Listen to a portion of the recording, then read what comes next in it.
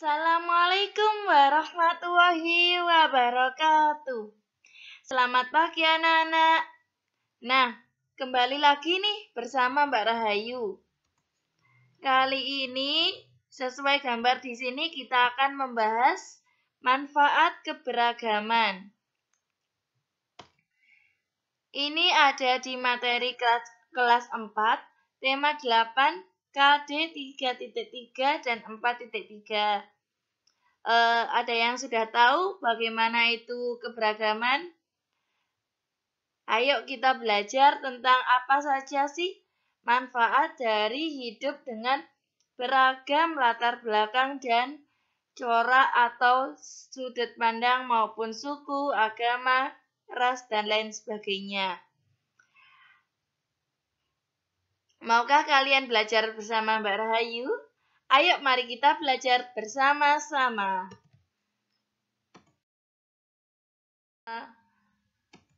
Kompetensi dasar, indikator, dan tujuan pembelajaran.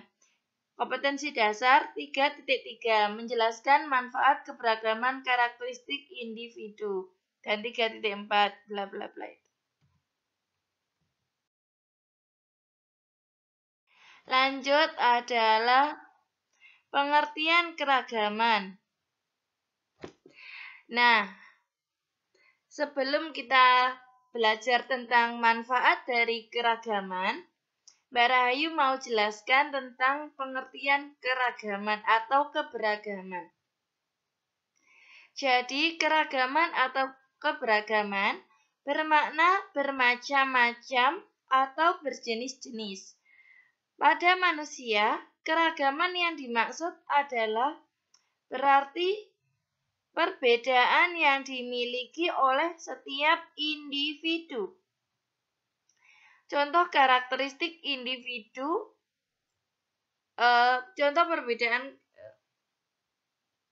Jadi, perbedaan karakteristik individu berarti perbedaan setiap ciri-ciri khusus yang ada pada setiap manusia. Keragaman karakteristik individu bisa berupa keragaman fisik. Keragaman fisik meliputi keragaman kulit, jenis rambut, tinggi dan rendahnya badan, serta berat badan. Ada lagi yang namanya keragaman sifat. Contohnya pendiam, cerewet, suka marah-marah, ngambek, itu keragaman sifat. Baik hati, sombong, suka menabung. Terus keragaman kegemaran. Contohnya adalah senang bermain sepak bola, senang menyanyi, dan lain sebagainya.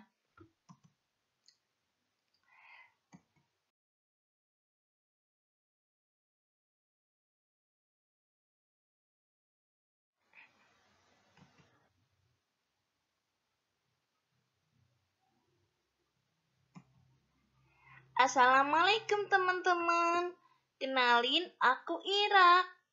Aku murid kelas 4. Aku adalah anak kedua. Aku di rumah tinggal dengan nenekku, ayahku, ibuku, dan kakakku.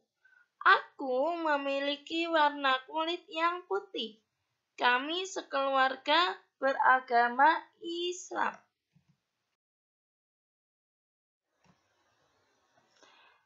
Ini adalah kakakku, namanya Koko. Kakakku saat ini kelas 1 SMA. Kakakku senang bermain gitar. Kakakku memiliki badan yang tinggi, warna kulit yang lebih gelap dariku. Kakakku juga seorang yang pendiam.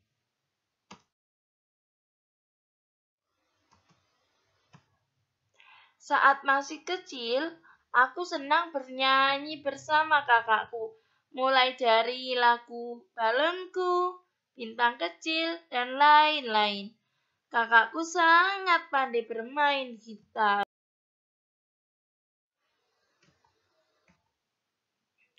Ini adalah ibuku. Ibuku bernama Rahayu.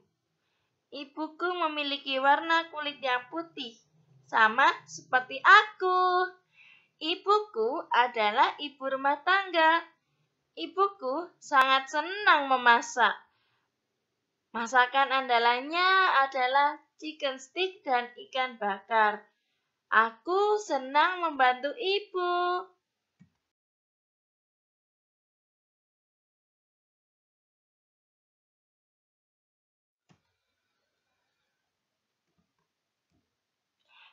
Ini adalah ayahku.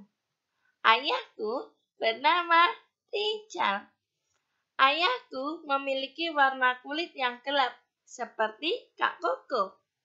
Ayahku bekerja sebagai guru. Ayahku sangat senang memancing. Biasanya, ikan yang didapatkan ayah akan dimasak ibu jadi ikan bakar.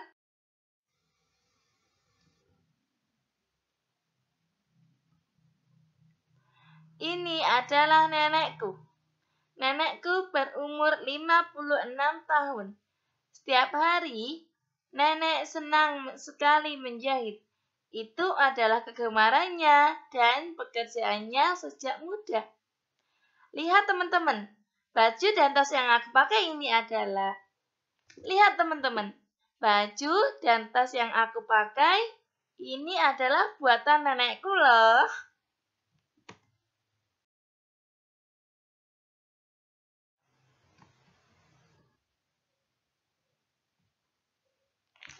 Ini adalah tetanggaku. Namanya Tante Christina dan Om John. Tetanggaku ini beragama Kristen. Kami hidup rukun. Setiap pagi, ibuku selalu pergi ke pasar bareng Tante Christina. Kadang, Om John juga mengajak ayahku ke tempat fitness.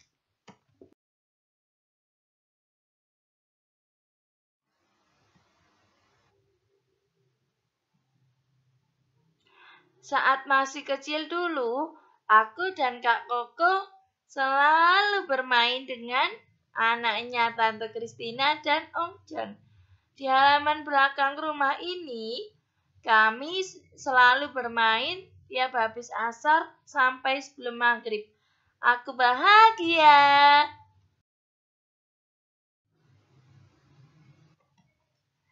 Uji kemampuan.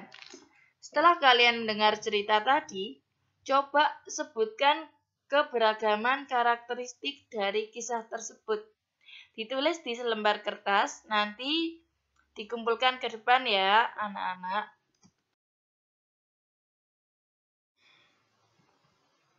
Selanjutnya, Mbak Rahayu akan menjelaskan mengenai manfaat keberagaman karakteristik.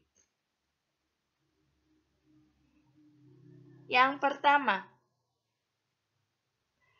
menumbuhkan sikap nasionalisme. Yang kedua,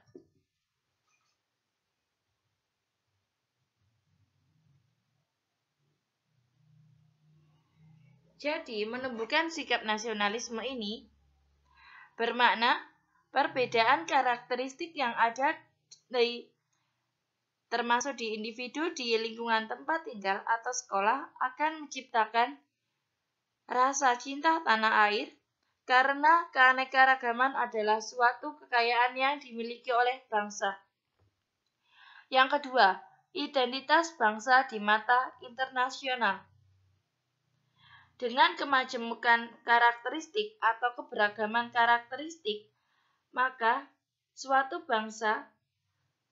itu bisa menjadi identitas suatu bangsa ketika menemui pertemuan-pertemuan internasional dengan negara yang lain.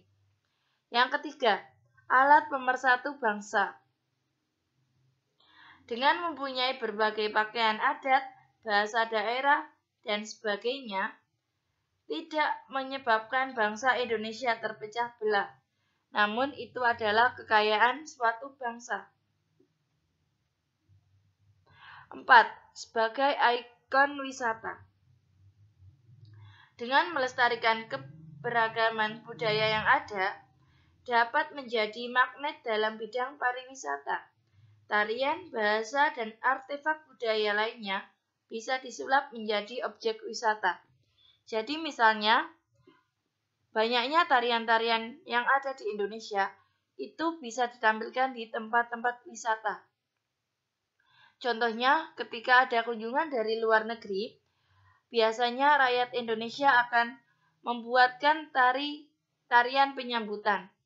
Biasanya akan dilaksanakan mungkin di depan perkantoran atau di pintu masuk sebuah tempat wisata. Dengan begitu, orang-orang dari luar negeri akan memandang bahwa keberagaman di Indonesia mampu menarik daya kunjung atau daya wisata. Yang kelima, memupuk sikap toleransi.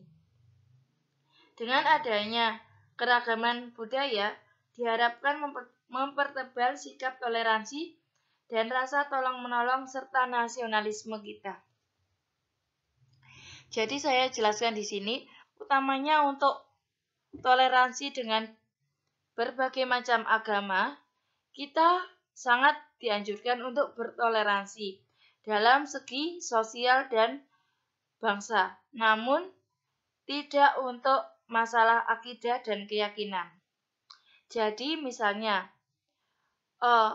orang yang beragama Islam boleh ke pasar bersama-sama dengan orang yang beragama Kristen. Berangkat bersama-sama ke pasar, belanja bareng, itu boleh. Namun, alangkah baiknya untuk orang yang beragama Islam tidak ikut campur dalam suatu upacara atau kegiatan keagamaan di tempat ibadah yang lain. Begitu pula yang non-muslim, sebaiknya tetap menghormati orang yang beragama Islam. Contohnya, ketika orang yang beragama Islam sedang berpuasa, orang yang non-muslim alangkah baiknya tidak makan dan minum di depan orang yang sedang berpuasa.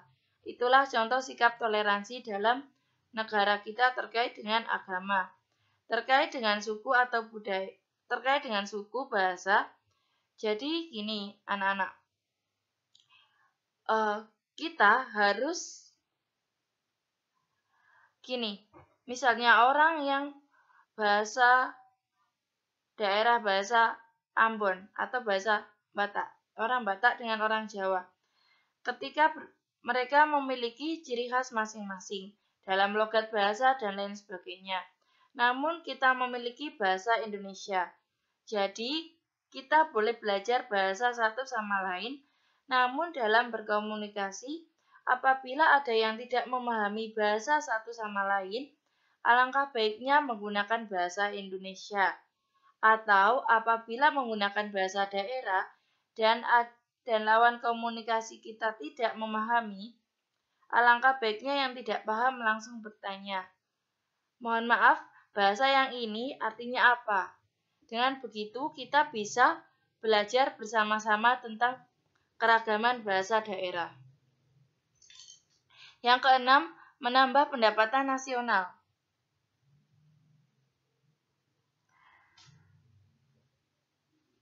Hal ini biasanya berdampak pada keragaman tempat wisata. Misalnya, tempat wisata yang memiliki legenda-legenda tertentu akan sangat diminati oleh pengunjung, terutama dari luar negeri. Dan hal itu akan menumbuhkan pendapatan nasional. Seperti itu. Kalau ada yang ditanyakan, silakan tulis di kolom komentar atau nanti tulis di selembar kertas dibawa ke depan ya. Nah, ayo anak-anak, sekarang ada tugas. Tugasnya, ceritakan keberagaman di lingkungan sekitarmu. Caranya, kalian datang ke keluarga kalian, terus bertanya, misalnya ke kakakmu, "Kak, hobinya apa? Kak, kesenangannya apa? Pekerjaannya apa?" Terus ke ayahnya, ditanya ayahnya, sekarang senangnya, hobinya apa, terus pekerjaannya apa, bersama siapa, dan bagaimana. Lalu ditulis di selembar kertas, diceritakan, seperti cerita yang tadi, seperti contoh cerita tadi ya, lalu dikumpulkan. Terima kasih. Yang terakhir, terima kasih sudah belajar bareng bersama Mbak Rahayu. Itulah tadi beberapa manfaat dari keragaman karakteristik yang ada di Indonesia. Semoga menambah kecintaan kita terhadap tanah air Indonesia.